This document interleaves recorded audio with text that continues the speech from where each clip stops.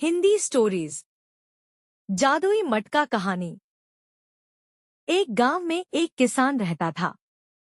उसका एक छोटा सा खेत था। खेत में होने वाली पैदावार से उसके परिवार की गुजार बसर होती थी। इसलिए वह दिन भर कड़ी मेहनत करता ताकि उसके खेत में अच्छी पैदावार हो सके। बुआई का समय आ चुका था। किसान अपने खेत में बुआई के काम में लगा हुआ था। एक दिन खेत में गड्ढा खोदते समय उसे जमीन में गड़ा हुआ एक मटका मिला। वह मटका आकार में बहुत बड़ा था, इतना बड़ा कि उसमें पूरा का पूरा इंसान ही समा जाए।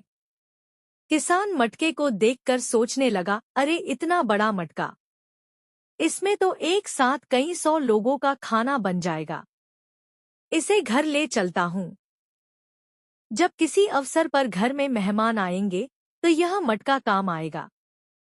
उसने मटके को जमीन से निकाला और खेत के किनारे लगे एक पेड़ के नीचे रख दिया। उसके बाद वह फिर से काम में जुट गया। दोपहर में जब खाने का समय हुआ तो अपनी कुदाली जमीन से निकले मटके में डालकर वह पेड़ के नीचे खाना खाने बैठ गया। खाना खाकर जैसे ही वह उठा, उसकी नजर मटके में रखी अपनी कुदाली पर पड़ी।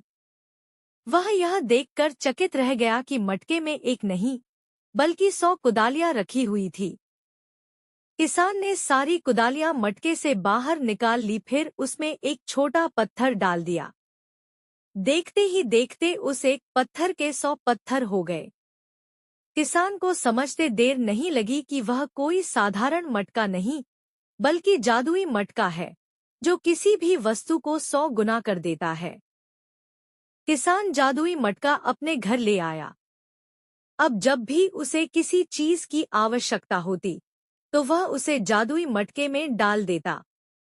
मटके से एक के बदले उसे 100 चीजें मिलती। जादुई मटका हर चीज को 100 गुना कर देता था। फिर चाहे वो खाने की चीज हो, कपड़ा हो, सोने के सिक्के हो, किसान को अब किसी चीज की कमी न रही। वह दिन पर दिन धनवान होता गया। किसान की समृद्धि की बात उस राज्य के राजा के पास पहुंची तो उसने इसका भेद जानने के लिए अपने गुप्तचरों को उसके घर भेजा। कई दिन किसान के घर का चक्कर लगाने के बाद एक दिन गुप्तचरों को किसान के जादुई मटके का भेद पता चल गया। उन्होंने यह भेद राजा को जाकर बताया। राजा लालची था। जादुई मटके के बारे में जानकर उसके मन में लालच आ गया। उसने सोचा कि वह मटका किसान के पास नहीं बल्कि मेरे पास होना चाहिए। उसने तुरंत सैनिकों को आदेश देकर जादुई मटका अपने पास मंगवा लिया। जब सैनिक जादुई मटका लेकर राजा के पास पहुंचे तो किसान भी पीछे पीछे वहां आ गया। राजा के पूछने पर किसान ने उसे बता दिया कि वह मटका जादुई है और उसे वह मटका अपने खेत में मिला है। राजा बोला, राज्य की भूमि से मिली किसी भी वस्तु पर सर्वप्रथम राजा का अधिकार होता है, इसलिए इस जादुई मटके पर तुम्हारा नहीं बल्कि मेरा अधिकार है। किसान क्या कहता? वह चुपचाप सिर झुकाए खड़ा रहा। राजा जादुई मटके को पास से देखने के लिए अपने सिंहासन से उठा और मटके के पास जाकर उसे देखने लगा। मटके को बाहर से देखने के बाद राजा ने सोचा कि जरा इस मटके के भीतर झांक कर तो देखूं कि आखिर इसमें जादू कैसे होता है। राजा जादुई मटके में झांकने लगा। इसी बीच उसका पैर लड़खड़ाया और वह मटके के अंदर जा गिरा। फिर क्या था? जादुई मटके ने अपना काम कर दिया। एक के बदले अब 100 राजा मटके से बाहर निकले। सभी राजा सिंहासन पर बैठने के लिए आपस में झगड़ने लगे। धीरे धीरे यह झगड़ा बढ़ता गया। सबने अपनी अपनी तलवारें निकाल ली और एक दूसरे पर टूट पड़े। फिर ऐसी मारकाट मची कि कोई राजा जीवित न बचा। सब मारे गए। जादुई मटका अभी भी वहीं पड़ा था।